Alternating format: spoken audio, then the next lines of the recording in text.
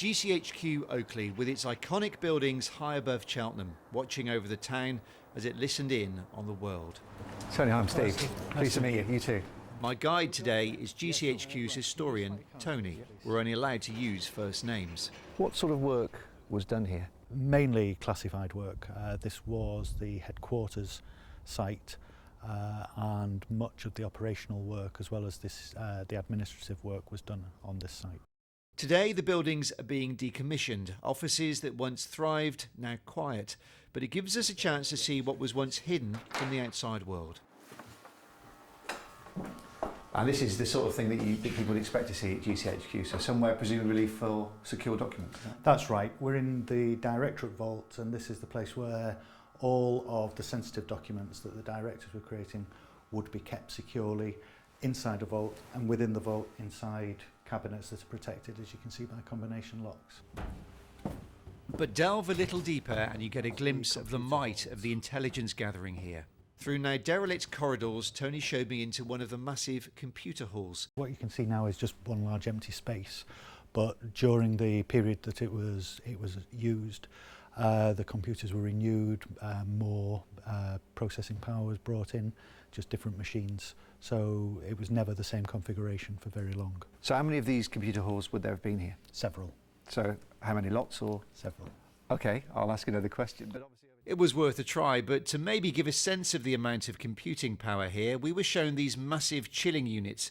They kept the computer halls cool, circulating 500,000 litres of water. And next door, these giant generators, they'd kick in if there was a power cut to keep the intelligence gathering online. They each generate about 2.8 megawatts of power, and to give you some idea of scale, these three, when running to capacity, would most probably power the whole of Cheltenham.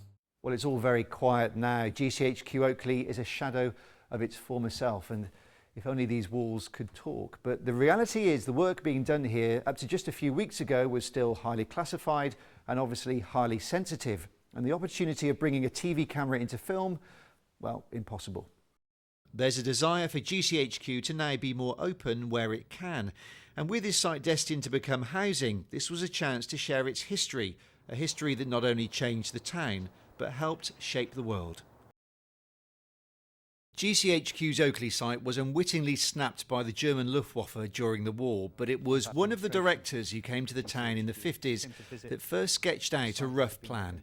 This is the first time it's been seen in public. And then a process started by which the director had to go to the Foreign Secretary to get approval for the move, and the Ministry of Works had to agree that so many people could move into Cheltenham and that new housing could be built.